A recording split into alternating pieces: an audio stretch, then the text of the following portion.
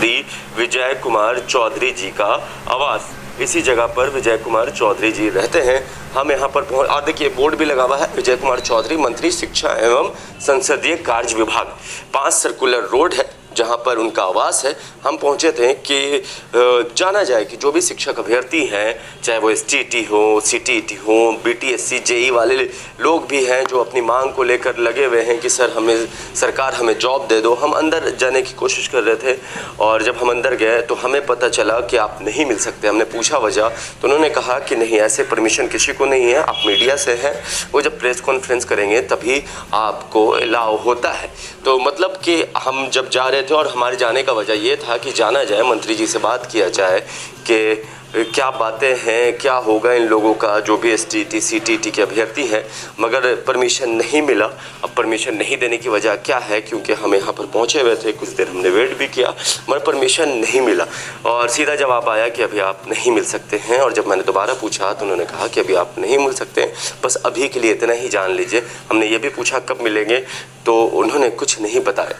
तो हम यहाँ पर पहुँचे थे और ये विजय कुमार चौधरी जी का आवास है। यहाँ से सीधा अंदर जाते हैं, हम बाहर ये तो यहाँ से हम ये अंदर का नज़ारा है जो आप देख सकते हैं। विजय कुमार चौधरी जी जो मंत्री हैं, उनके घर के अंदर का नज़ारा है ये। अब यहाँ पर पहुँचे और यहाँ पर हमने जानने की पूरी कोशिश की कि क्या है क्या नहीं है, क्योंकि सबसे पहले हाथ में माइक देखकर ही हमें रोक दिया गया था। फ़ोन बाहर नहीं निकाल सकते आप बिना परमिशन के, तो वो सारी चीज़ें थी।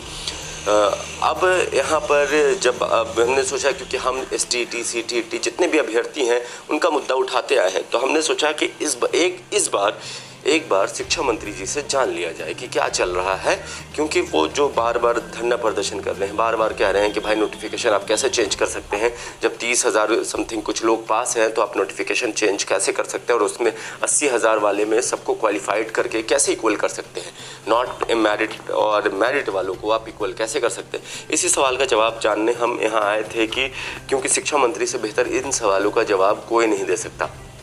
तो अभी का लबूलुआब यही है कि हमारी मुलाकात नहीं हो पाई, हमें सीधा मना कर दिया गया कि आप नहीं मिल सकते हैं। अब कब मिलेंगे ये भी बताया नहीं गया कि आप कब मिलेंगे, मगर जब हमने जाने की कोशिश की थी, हमने बात की थी, तो उन्होंने कहा कि आप अभी नहीं मिल सकते हैं। कुछ देर हम बैठे और उसके बाद अब हम यहाँ पर सोचा कि आपको इसी घर के बाहर से ये नज़ारा दिखा दिया जाए कि शिक्षा मंत्री जी के घर पहुँचे हैं। शायद कभी और मुलाकात हो जाए, मगर कब मुलाकात होगी हमें भी नहीं पता। कभी वो प्रेस कॉन्फ्रेंस कर रहे होंगे तो उसमें ज़रूर सवाल पूछेंगे, क्योंकि वहाँ हम आराम से सवाल पूछ सकते हैं और हमारा आमना सामना मुलाकात हो सकता है।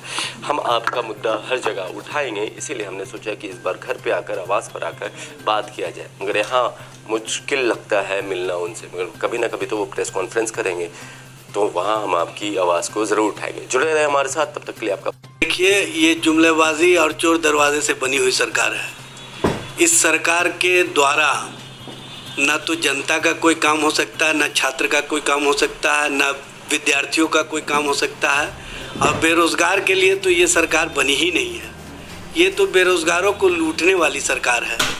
आप देखे होंगे कि एक जो बेरोज़गार होता है वो परीक्षा देता है, परीक्षा का परिणाम आता है, परीक्षा के परिणाम के बाद उसको फिर आंदोलन करना पड़ता है परीक्षा परिणाम घोषित करवाने के लिए। जब परीक्षा परिणाम घोषित होता है तो उसके बाद सरकार की ओर से कहीं ना कहीं उसमें रुकावट डाल दी जाती है, फिर उसके लिए आंदोलन करना पड़ता है, फिर कोर्ट जाना पड़ता है। कोर्ट के बाद जब उनको डिसीज़न उनके पक्ष में जाता है तो फिर सरकार उसको किसी न किसी कानूनी पचड़े में फंसाने का काम करती है। ये सरकार बेरोज़गारों को पूरी तरह से जकड़न में रख करके अपनी राजनीतिक चेतना अविकसित करने का काम कर रही है, जिसके कारण आज पूरा बिहार का बेरोज़गार नौजवान सड़कों पर है। और हद तो यह है कि जो रोज़गार की तलाश में नौजवान परीक्षा पास करके STET का, BTET का या अन्य परीक्षाओं में पास करके जो उनको जॉब का कहीं ना कहीं फरमान मिलना चाहिए था, उसकी जगह पर उनको डंडे मिलते हैं, उनके साथ अत्याचार की घटनाएं होती हैं और सरकार उनके प्रति उदासीन रवैया अपनाती है। सबसे बड़ी विडंबना यह है कि जो विद्यार्थी पास करके STET सड़कों पर हैं उनको तो चाहिए था सरकार को कि उनको कहते कि आप घर पर बैठे रहिए। देखिए, सरकार की रवैया जो है न पूरी तरह से छात्र और परीक्षार्थी विरोधी है। सरकार का रवैया पूरी तरह से जो नौजवान है उसके विरोध में है। सिर्फ सरकार चूँकि नौकरी देना नहीं चाहती है, इसलिए टाल मटोल की नीति के तहत ये रवैया अपनाई हुई है। उपेंद्र कुशवाहा का कहना है कि बीपीएससी के तहत उन्हें नौकरी और बहाली की जाए। उपेंद्र कुशवाहा जी से सबसे पहले मैं पूछना चाहता हूँ, जो सड़कों पर लाइन लगाए थे और कहे थे कि बिहार में बेहतर शिक्षा नहीं है, उसका क्या हुआ? उसका तो जवाब दें। सड़कों पर लाइन वाले लोग आज सरकार के लाइन को बचाने के प्रयास में लगे हुए हैं, ये कहाँ का न्याय है?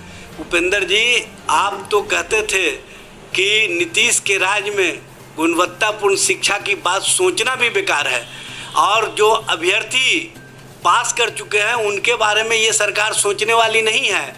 आज आप सरकार के पक्ष में खड़े हो, क्यों नहीं उन परीक्षार्थियों के पक्ष में खड़े होते हैं, उन नौजवानों के पक्ष में खड़े होते हैं जिनके बेरोजगारी के कारण घर में भुखमरी की स्थिति है, उनके घर में फाका कसी की स्थिति है, उनके घर का चूल्हा नहीं जल रहा है, उनके बारे में सोचने का काम कीजिए। उपेंद्र जी, सरकार के रक्षा कवच बनने से अच्छा है कि उन अभ्यर्थियों के रक्षा कवच बने, जिससे कि आपका भी भला होगा, समाज का भी भला होगा और आपकी पार्टी का भी भला होगा।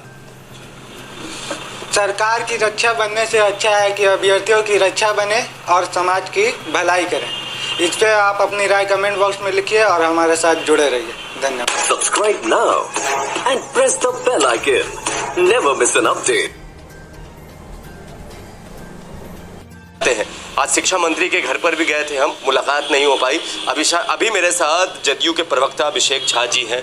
अभिषेक झा जी, वो जो भी है शिक्षक अभ्यर्थी, STET हो जाए, CTET हो जाए, ये सब सारे लोग सवाल कर रहे हैं और जवाब तलाश रहे हैं कि उनकी बहाली कब होगी। देखिए, इस पूरे मामले पर तो आदरणीय शिक्षा मंत्री विजय चौधरी जी ने कई बार स्पष्टीकरण दिया है। जहाँ तक आप नियोजित शिक्षकों के बारे में चर्चा कर रहे थे, चरणबद्ध तरीके से जो भी नियोजन इकाइयां हैं उनमें विज्ञापन निकल रहा है, उनको मौका भी मिलेगा। थोड़ा धैर्य रखने की ज़रूरत है।